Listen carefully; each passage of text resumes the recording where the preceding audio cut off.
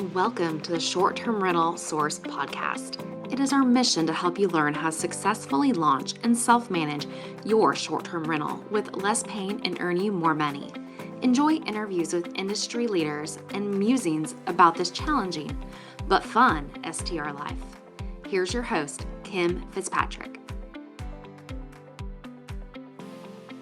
Hello, everybody, and welcome to STR Source Podcast. I am Kim Fitzpatrick, and today we have Nathan Gort from TheLender to talk to us about how to evaluate properties using calculations and numbers so we are not guessing blindly and that we can make a really good decision. So, Nathan, hello, welcome.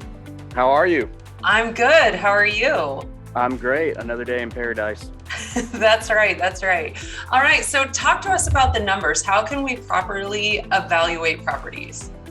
Absolutely. So for me, everything comes down to numbers on rentals. It's non-emotional. It's all about the numbers. And the one thing I teach, and we'll get into it and look, is there's 100 different ways to calculate a property. You'll have one investor do numbers this way. You'll have another investor do it a different way. So there's 100 ways to do it. The way I like to discuss it's the way I personally do it, and then also how a lot of my clients do it, which is simply put, let's compare returns versus what my money could do if it was somewhere else. I am not a CPA. I'm not a financial advisor. I held my investment license for a while. I studied accounting. I'm 6 hours short for sitting for my CPA. I have no desire to. But basically, for me, I compare everything to what I'm used to seeing when I was in the bank. So if my investment does X, it's got to do better than what my money was doing in said Y product. So with that said, we'll dive in. I've got a little information. Bear with me because it's not, it's a last minute thing. So let me see if I can get this. So the biggest thing about me is I'm always thinking of everything as somehow sporting, and that's my career. And the biggest thing with short-term rentals, especially over the last, I don't know, 2 months, I've been talking with a lot of clients, and a lot of clients are having issues where everyone's swinging for a home run. For me, if you look at numbers, it's the same thing as when I played football. You know, we ran the veer, we ran the ball. You know, we'd get 5 yards, 6 yards, 7 yards, and then we'd rip one for a touchdown. So it might take you 2-3 properties getting a good return, and then you find one that's going to make you a killer return. So I know it's corny, but everything about me is sports related. So love it personally. Yeah, this is my favorite quote, and I did not come up with this, so I'm not telling anyone not to use a calculator. This is by Warren Buffett. If you need to use a computer or calculator to make the calculations, you shouldn't buy it. I live by that with investments, cars, everything I do.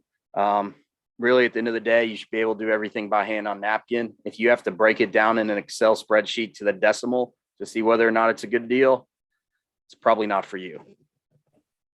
That's good food for thought. Yeah. So when I work with my clients, people always want me to just send them over my spreadsheets. When I'm calculating their numbers, I'm actually doing it on a scrap piece of paper. So, and no one could read my handwriting, so I can't really send it. But basically, when you look at a property, there's 2 ways to look at it, right? Income and equity. Pre-COVID, everyone looked at equity more than anything else. Because of COVID, because of where interest rates were, because everyone got on TikTok and started saying I'm making cash flow, this and that, because I'm buying a vacation home, but I'm going to rent it out. Everyone thinks cash on cash is all that matters. Income, cash in pocket, cash used to pay down the load is huge. But for me, the big purchase is equity, buy low, sell high. But right now it's buy low, hold. You want a property that's going to appreciate. You want to have write-offs. We can get in a debate a different time, but every time I buy an investment property like the one I'm under contract right now, I'm buying it as an investment home because I want all the write-offs. And if you look at the tax code, vacation home versus investment, completely different kind of taxes, tax write-offs and all that, but we'll save that for another day. And of course, got to add a little swirly on it. So with that said, the biggest equation you see today is cash on cash return. How do you determine it? It's basically the pre-tax cash flow divided by the actual cash invested. And this equation can be run maybe 30 different ways. For me, I run it as net income after financing divided by actual cash invested. That means that if I make 100 grand, I have 20 grand in expenses, 30 grand that goes in my mortgage. I'm taking 50 grand divided by whatever cash I have invested in this property. So if my down payment closing cost is 100 grand and I have 50 on top, I have an amazing return. It's never that great or that simple of math. So there's other people that will calculate it with the bottom number being only the down payment, not the closing costs. Other people will calculate it with repairs. If they put $20,000 worth of furniture, you add that to the denominator. 100 different ways of running it. Once again, we're just talking about the way I do, which is my initial cash investment. If I'm doing $20,000 worth of furniture, $20,000 worth of repairs, and I do 100 grand down, my denominator is going to be 140 versus whatever on top is my net income after financing. Gotcha. Yes. It's very similar to how I do it. Yeah, everyone has a different way. And so I always ask for numbers, especially when you see people selling properties. You see a lot of people. I'm dealing with a realtor right now. A guy says his cash on cash is 80%. I just ran the numbers for him. I'm like, hey, it's nowhere close to 80. It's 49, but it's still an amazing deal. I would buy it. So, but I can't figure out how he got his numbers unless he just didn't count any expenses. So, like I said, everyone runs it different. It's important for you to know where you want to go and stick to it. And the reason cash on cash is important is, once again, sports related, you always compete against other people. What are my other properties doing, but what's my competition doing? If my property can do 25%, but a property just like it's doing 35, how did they get there? What's so special about it? I'm creeping on their Airbnb stuff, looking at, are their pictures better? Do they have cooler things? Bill Faith mentioned it. What is so unique about their property? Like, I think he talked about a beach house adding a cabana. And so what do I have to do to get there? And this helps me to look at that. The other thing for me, which people laugh at me about, highest income does not always equate to the best deal, right? I might be able to get 200 grand a year, but when I look at the HOA, the expenses, everything, at the end of the day, my cash on cash return is 13%. I might buy a $250,000 cabin, only cash flow 45 grand for the whole year. After expenses and everything, I'm getting 21% cash on cash return. To me, the smaller cabin's a better deal. Right. So here's when I said I'm not investments anymore. Here's where I say this is what you got to look at.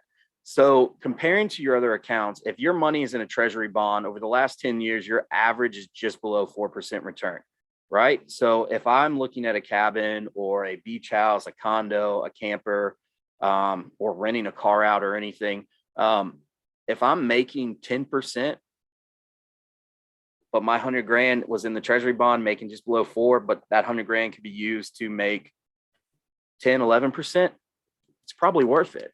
That's where you have to know where your cutoff is, like how much you have to have. And treasury bonds are usually safe. CDs.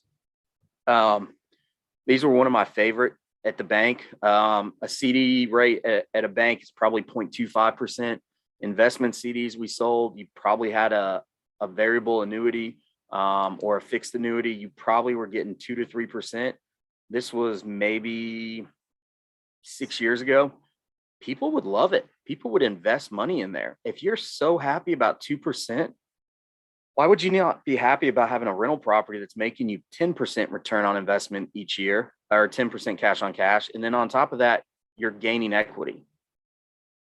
Right, exactly. And working both of those together has been a shocking improvement from before I ever started doing short-term rentals as investments. Yeah, that's why it's not emotional by any means. You got to look at it. Stock market 20-year average is around 7.5%. Last 12 months, let's not talk about it. But I've got a client who took his whole retirement out of his accounts because he said he was averaging 6% growth each year, and he bought 4 cabins in a span of 2 years, quit his job, everything. He was making a better return, and he told me that his retirement's not set up to take care of him. So he wants to buy rental properties because not only is he making cash to pay for everything, but at any given time, if he sells them, he can get a chunk of change. So his return on investment on his cabins is phenomenal versus his 401k, which I'm glad he cashed out because, the average right now is really bad. Bank accounts. If you've got money sitting in a money market or a bank account, let's say you've got 250,000 in there for a rainy day. It's a very big rainy day fund, but your money is sitting there doing nothing. Right now, it's probably losing value. Why not take that money out and invest it in something that on average usually appreciates, get the write-off, the benefits, have a place to maybe stay now and then, but mainly get a cash flow. Exactly. Don't park money in bank accounts. And working at the bank, we hated seeing money leave. And most people always want to keep a lot of money in there because they feel like it's a safe bet. Real estate is a pretty safe bet when you go through economy like we are right now. So that's how I look at everything. And that's why cash on cash is so important, because if I take 100,000 out of my bank account, that at the end of the year would make me, let's say, 25 cents. But I take that same 100 grand at 20% down, even with a high interest rate that we're seeing today. And I can, 100 grand down, and I can make, after all expenses, 15 grand. I'm still making a 15% return. That money is doing so much better than it is in the bank account. Exactly. So it's the way to level the playing field, to look at it, to make sure you're not doing a bad purchase. My favorite is equity. There's ways to improve equity. You buy at a discount below price. Right now, I'm local to the Smokies. I'm seeing a lot of properties selling under value. A lot of properties I'm working on right now, actually appraisals came in well above.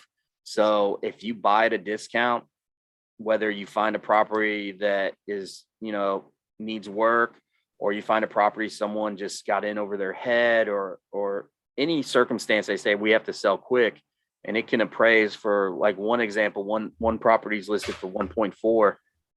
I called the agent just for my client, and we found out they'll take $1 million, but it just sold 9 months ago for 1.3. So right away, there's instant equity there, which is always good.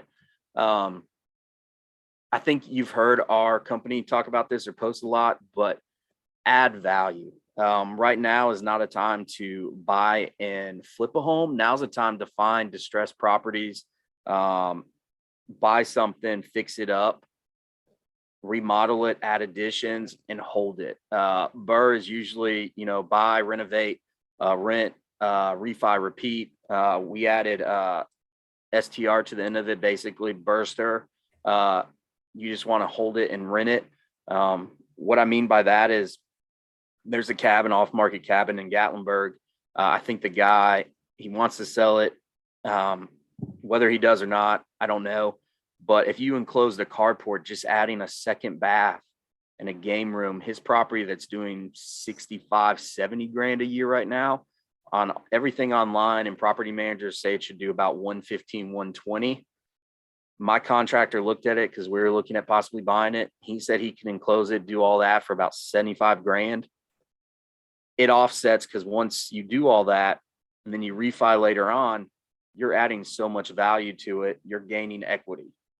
The one that probably you and everyone else forgets is, when you have a rental property, you're decreasing your mortgage balance, which means that if I have a mortgage now and 2 years from now I go to sell it, I've got more equity because my mortgage balance is paid down. And it's not being paid down by you, it's being paid down by the people that live or that stay in the property. So Exactly. I just had this call with a client yesterday, and it came off the top of my head, and I don't know if it makes sense, but I compared this to a 401k.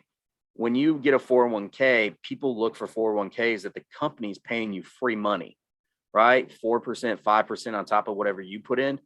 When you buy a mortgage and buy a house and you have a mortgage on it and you're renting it out, not only is that person paying you money, like your company's paying you, but they're also paying a small portion each month to pay your equity down. It's free money. So for me, people love 401ks that match 4%, I think is what Apple was doing. It's the same thing. Someone else is paying to increase your equity because they're renting your property. So for me, equity is very important to look at. I say this a lot about every time I talk to a client or anyone about rentals or anything. You need to look at it at a 50,000 foot view. And for most of us, if you follow certain people on TikTok, which I always follow different people because I'm in this industry, I laugh at a lot of the videos, not being mean, but all they talk about is cash on cash. And for me, cash on cash is just the tip of the iceberg. It's what most people care about.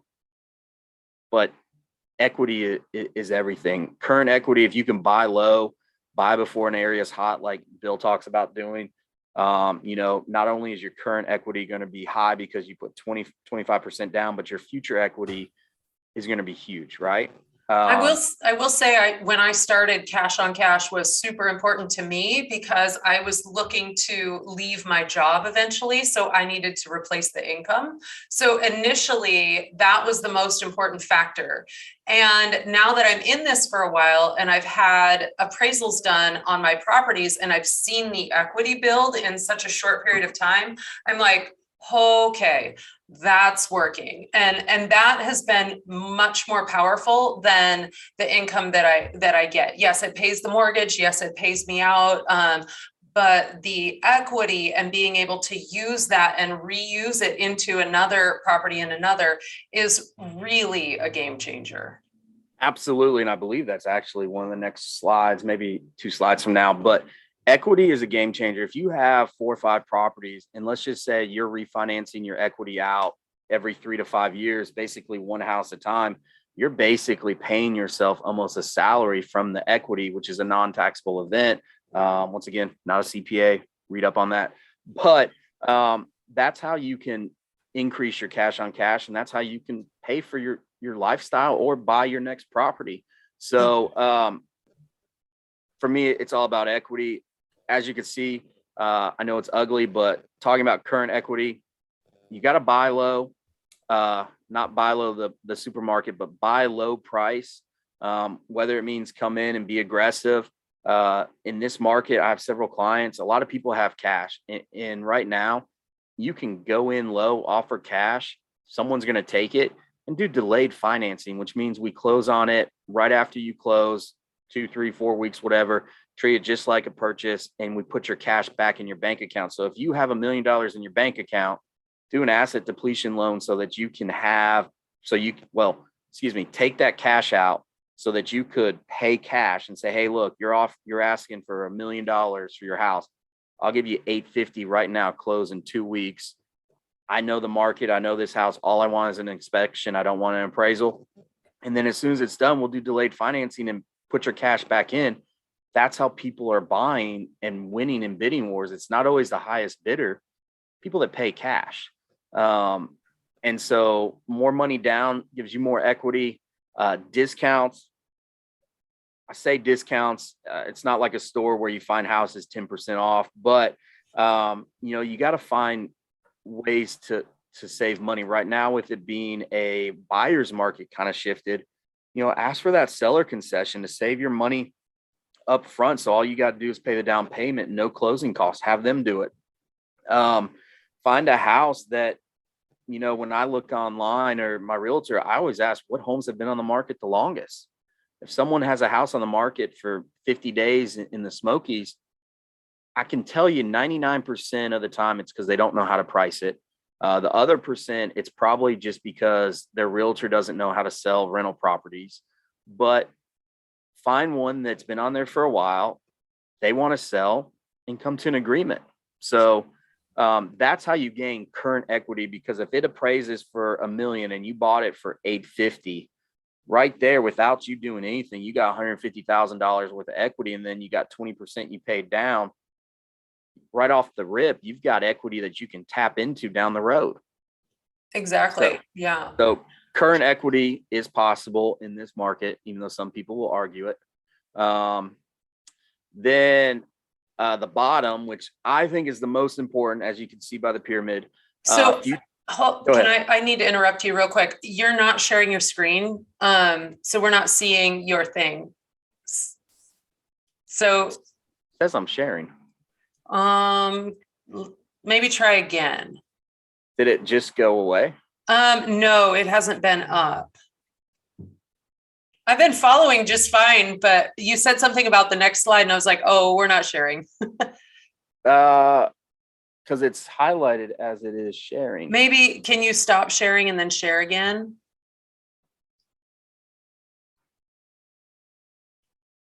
Sorry, folks. This is typical that we, oh, there we go. We're getting it. Yep, There perfect. Now we can see the pyramid. Sorry about that. It was highlighted, but I guess you got to hit play a second time. So all good. On the pyramid, so just pretend everything before. I hope I was a good sportscaster, like baseball. As one of my bosses loves baseball, you got to paint the picture for everyone. You did great. So this is where I love to get down into the weeds, because this is the biggest argument you see in this industry is what type of loan to do, what type of property classified as. But with future equity, it's all about getting the benefits, right? The first benefit is repairs, add-ons. So if I can go in, if I see a property that's distressed, I can go in and slap some paint on it, put new appliances, furniture, all that. I'm going to gain equity in the future when the next appraisal comes around, or if I want to sell it. Principal reduction, we already talked about that. You know, the renter paying down my principal balance. It's like a 401k, getting that extra cash that's not paid directly to me, but for future. Appreciation, depending on where you are in the market or in the country, some houses average, break even to 10% increase, and who knows, housing market's so tough. I mean, the increase we saw in the Smokies was just ridiculous, but as your house appreciates, you gain equity. Then you want to have write-offs. You want to have all the tax advantages, which is why I always do everything as investment properties. Once again, different conversation. And then the best thing about future equity is this. If I know if I appraise a house at $1 million, or let's just say it appraised for 1.2, I bought it for $1 million. I put 200 grand down. Right off the rip, I have 400 grand. So if in 2 years, let's say I have 425 grand to look at, I'm going to look at possibly doing a refinance to tap into that equity. And if I can tap into that equity, and let's just say, I pay myself back 150,000. Well, my initial investment was 200. Now I've only got 50 grand in this property. And the way to manipulate cash on cash is either you change the bottom number to a smaller number, which is why everyone wants to do a vacation second home, because it's a least amount down, or you increase the top number by more income or reducing expenses. So when you refinance 2, 3, 4 years down the road, depending on your equity, you're changing that bottom number. And in many circumstances, I'm working with people right now, they can pay themselves back plus some. I call it the baby Yoda house, because it's a house my boss and I were looking at for a client, and they actually had a stained glass baby Yoda in the house. They bought it, they renovated it. They make 16 to 18 grand a month in rent off it. We're refinancing it right now. They bought it, renovate all in. I think they're at 580 total. The appraisal should be in soon. The realtors think it's worth about $1,950,000. On the refinance we're doing, it's $650,000. So they're not only paying themselves all their money back, but they're getting a check for 50 grand on top of that. And their interest rate's kind of high. But they're okay with it once you show the numbers, because they have no money invested in this property whatsoever. All they have is time. So pay themselves back, and now they're able to move on to the next one. It's a BRRRR method. It's great. So basically they're getting paid to have this house, a check for 50 grand, after they reimburse themselves everything else. So incredible. Yeah, that's success. There's a young girl I'm working with right now. She bought a property for 120. She's got 20 grand invested in it. Her realtor thinks it's worth 300. We're looking at refinancing it to get her money back and then some. And she didn't even know about the BRRRR method, but she just realized, hey, this house needs a little work. She put a little elbow grease in it and everything. And it's incredible. So experienced investors are doing this, and even people who are just getting into it. It's a way to get equity, and people realize that's kind of how you got to win in today's market. Agreed. So let's see. So I always talk about other people's deals. So here's a deal I'm personally going through. I think I've mentioned this on a mastermind group. I don't love this deal, but the numbers make sense. So I'm under contract for a cabin. It's a 2-bed, 1-bath, 900 square feet, 258. It overlooks the mountain. It's pretty cool. I'm just not in love with it. When I look at AirDNA, it says I should make between 40 and 59K. Weirdly enough, if I list it cheaper at a 1-bedroom, it does way better. So let's look at the numbers for 40,000, because I always do 2 approaches. I look at worst case scenario and I look at best case. So worst case scenario, I'm making 40 grand. My net operating income after expenses is 24. My mortgage debt is 19.8 because rates are high. But as you see here, my cash flow is 4,300. What I'm putting down, seller's paying a lot of stuff for me because I've negotiated that. I'm getting 11% return. The 38,700 that's sitting in my bank account right now is sadly at 0.1. So for me, it's kind of a no-brainer that it's smart to do it. But the reason I'm really doing it is because if you look at it from the best case scenario, let's say 59,000 I used, you can see the numbers, the cash flow, my return is much better. So I always look at the middle number. So in between the two, I should be making around 25%. But that's just the tip of the iceberg. And I'm not even going to talk really about equity on this, but what gets me more excited is this part right here. So we talked about cash on cash. You either have to manipulate the bottom number with refinancing or doing a vacation second home for a low cash invested, or you need to increase cash flow. And doing it the right way, I'm going to increase cash flow for the time being immediately. We've got a renovated Airstream. I've got 6 acres. It's close to the national park. It overlooks the parkway. It's cool. You can see it from when you pull off the side of the road in the parkway. You can actually see the cabin down below. But 6 acres of land to do whatever I want on. It's unrestricted. I'm adding an Airstream.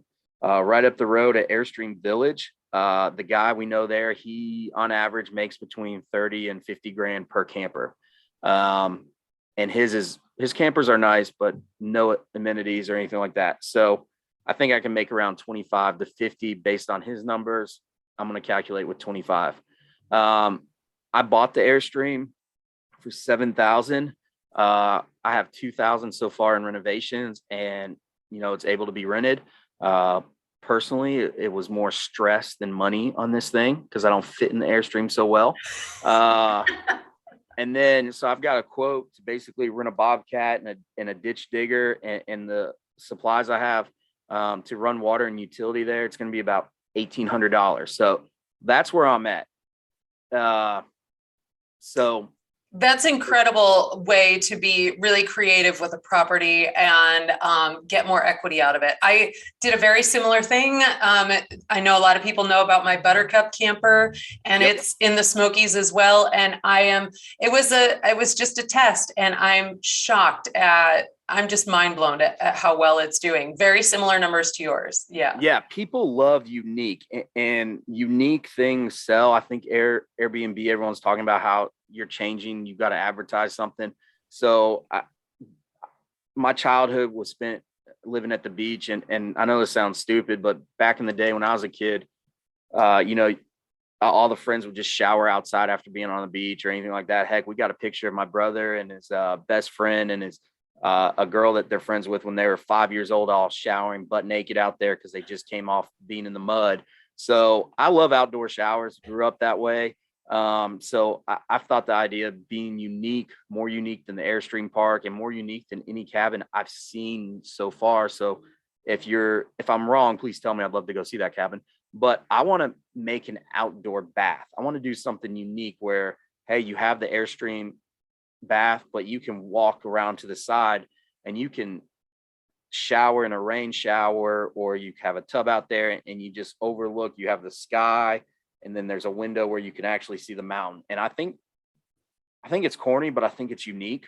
And the quote I got from my handyman, it's about $2,800 to do. And so if I do that, I think it's going to be unique and it might add more attraction. So with all that together, I'm putting it in my cash on cash revenue. So if I do worst case with the cabin, 40,000, and I do 20,000, which once again, looking at numbers 25 to 50, I took worst case. So I'm making 60 grand in revenue. My net operating income after all my expenses per month, because I had to add expenses for the Airstream, it's about 39.4. My mortgage debt hasn't changed because I'm not adding to my mortgage and I'm not doing anything with a loan. I could, but I'm not. My cash flow is 19.6. And so my cash on cash is 39% at worst case scenario for both options. And so if I'm getting 39% on both options being worst case, I'm okay with that. It's a lot better than my bank account. So absolutely. Yeah. So big picture view. So that was my deal. This has come up with about 5 clients in the last 3 months.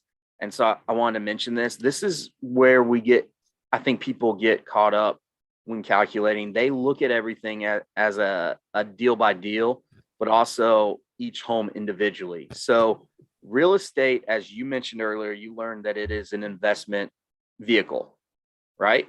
So as an investment vehicle, you need to look at it as a portfolio. As a portfolio, you need to look at it as a big picture. This is one client's numbers where if you take a look at all the information they gave me, I deleted a lot of it because you don't need to know it. But the portfolio value is almost $2 million. He owes about 760, cash flow 8,500, mortgage is cheap. He's got equity of $1.2 million in there, right? His cash on cash right now for his 3 properties, 3 out of 12 he owns, I just picked 3 to make it simple, it's 17%. That's his portfolio. So for me, taking this portfolio, he needs to take it, tap into the equity, pay himself back. His cash on cash will skyrocket, but also he can take that cash on cash. And I know we're running out of time, so I'm not going to show the math, but if he tapped in and got equity out of just 2 of these properties of 597, he pays himself back for all his properties on these 3, but he can take that 500,000, hypothetically, let's say it's 500 he takes out, and he can go buy up to $2.5 million worth of real estate. That's how you tap in as a big picture.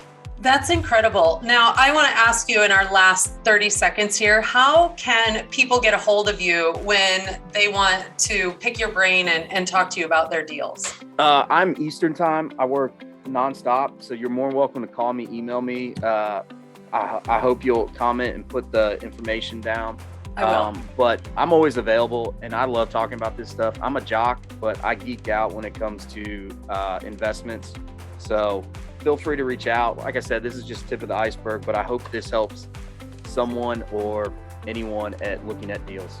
This has been so great. And I thank you for your time. And I hope everybody gets a hold of Nathan. He's fabulous. He and I have talked around quite a few times, and he's been a world of help. So